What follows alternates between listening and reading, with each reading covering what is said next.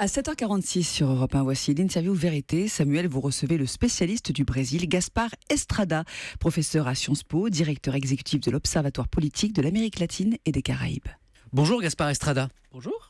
Merci d'être avec nous ce matin. Dans une poignée d'heures, la cérémonie d'ouverture des Jeux Olympiques de Rio. On en parle depuis ce matin, bien sûr, sur Europe 1. Vous venez de publier une tribune dans 7 pays, dont la France, sur la situation du Brésil à l'heure de ces Jeux. Et avant ce coup d'envoi, eh bien, nous voulions justement faire avec vous un point, un instantané sur la situation du pays hôte de ces Jeux Olympiques, le Brésil. Alors c'est un pays qui connaît une grave crise politique, on va en parler, mais c'est d'abord de sa crise économique dont je voulais parler avec vous. En 2009, quand Rio a été désigné pour les Jeux, le pays était en plein boom économique.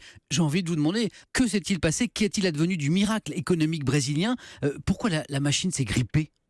Bon, je pense que vous l'avez très bien dit, lorsque l'ancien président Lula a obtenu justement l'organisation de ces JO à Copenhague en 2009, tout allait bien et surtout le Brésil allait faire partie de la cour des grands. On parlait d'un géant. Le géant et du miracle brésilien. Oui. En 2010, le Brésil avait 7,5% de croissance. Ce qui est énorme. Oui, et donc depuis, ce qui s'est passé, c'est qu'il y a eu 3 choses de mon point de vue. Mon premier point, c'est que le Brésil a misé énormément sur les matières premières. Oui. Et de ce point de vue-là, le retournement de conjoncture sur les marchés a durablement affecté l'économie brésilienne qui reposait justement sur l'exportation de ses biens et également de l'industrie pétrolière. En deuxième lieu, ce qu'il y a eu aussi, c'est qu'il y a eu des mauvais choix de politique économique faits par la présidente Dilma Rousseff qui a décidé de réduire la taxation qui est faite aux entreprises, et les entreprises ont décidé de ne pas investir contrairement aux souhaits de la présidente. Et cela a contribué à aggraver le déficit fiscal du Brésil qui aujourd'hui n'est plus soutenable dans sa trajectoire. Une espèce de pacte implicite entreprise-État qui manifestement n'a pas été respecté. Vous diriez que la présidente Dilma Rousseff a été un peu naïve sur ce point? Je pense qu'elle a été très naïve et cela a contribué à aggraver la crise économique brésilienne. Et finalement, il y a non seulement cette question de matières premières et de déficit fiscal, mais aussi une question liée à l'infrastructure, sachant que le Brésil investit beaucoup en infrastructure. Le Brésil a un très grand retard sur ses infrastructures. Or, le grand scandale de corruption, l'affaire Petrobras, comme nous avons évoqué sur cette antenne depuis déjà plusieurs mois, contribue à gripper en fait le tissu économique qui au Brésil est très important en ce qui concerne les BTP. Et donc cela a conduit ces entreprises à licencier ses salariés, et donc cela a contribué à aggraver la situation économique. Donc c'est la conjonction, de mon point de vue, de ces trois facteurs qui fait qu'aujourd'hui, le Brésil a des croissances non seulement négatives, mais réellement en récession.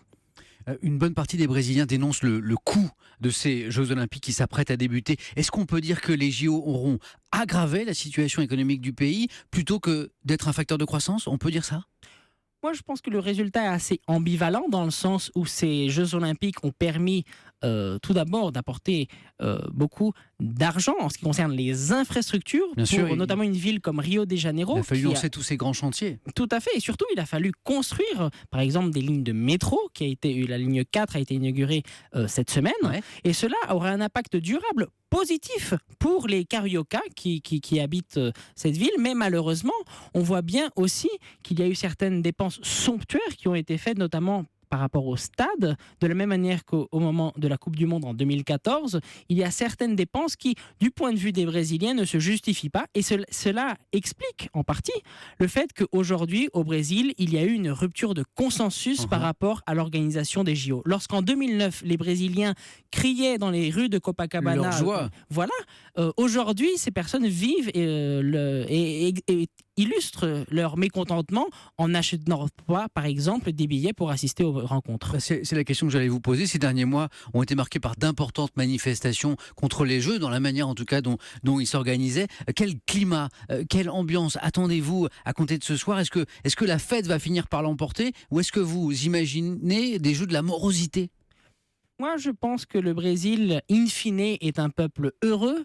l'historien Sergio Buarque de Holanda l'appelait le pays de la cordialité. De la même manière qu'au moment de la Coupe du Monde en 2014, où justement avant le début de cette Coupe du Monde, la presse internationale était très pessimiste par rapport au Brésil. In fine, on a vu que cette Coupe du Monde avait été un succès.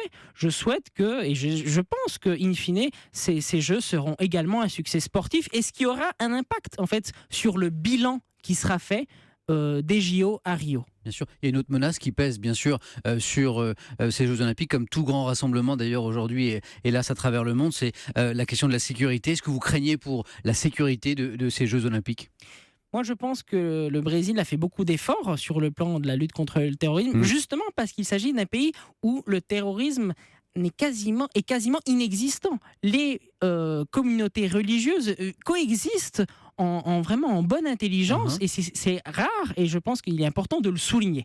Toutefois, étant donné qu'il s'agit d'un événement planétaire, on ne peut pas exclure. Parce que Daesh pourrait être tenté justement de marquer les esprits. Exactement, et de ce point de vue-là, le gouvernement brésilien a renforcé sa coopération avec les services de renseignement occidentaux notamment, et j'espère que ces événements se dérouleront dans une atmosphère de calme, mais jusqu'à présent, je pense que les signaux sont assez positifs. Il y a la grave crise économique dont nous parlions à l'instant, qui se double aussi d'une non moins grave crise politique, avec le scandale de corruption que vous évoquiez tout à l'heure, qui a provoqué la suspension de la présidente Dilma Rousseff sous le coup d'une procédure de destitution. Qu'en est-il, pardon pour la naïveté de ma question, mais Dilma Rousseff est-elle une dirigeante corrompue ? Non. Par contre, il s'agit d'une dirigeante qui est très inefficace sur le plan politique. Elle n'a pas su diriger sa majorité, sauf que sa propre majorité a décidé de lui faire en quelque sorte un coup parlementaire, dans le sens où le Brésil a un régime politique présidentialiste, non pas parlementaire, et cette majorité a décidé de voter en faveur de sa destitution, sachant que dans cette majorité, plus de 300 députés sont mis en examen pour des affaires de corruption, ce qui n'est pas le cas de la présidente. Et la personne qui a assumé l'intérim, donc Michel Temer, qui est l'ancien vice-président, lui est impliqué dans des affaires de corruption. Et Dilma Rousseff l'accuse d'ailleurs d'avoir fomenté ce coup d'État parlementaire. Tout à fait. Alors après, en ce qui concerne la notion de coup, moi je préfère être très prudent et ne pas rentrer dans la dispute de savoir s'il s'agit d'un coup d'État ou non.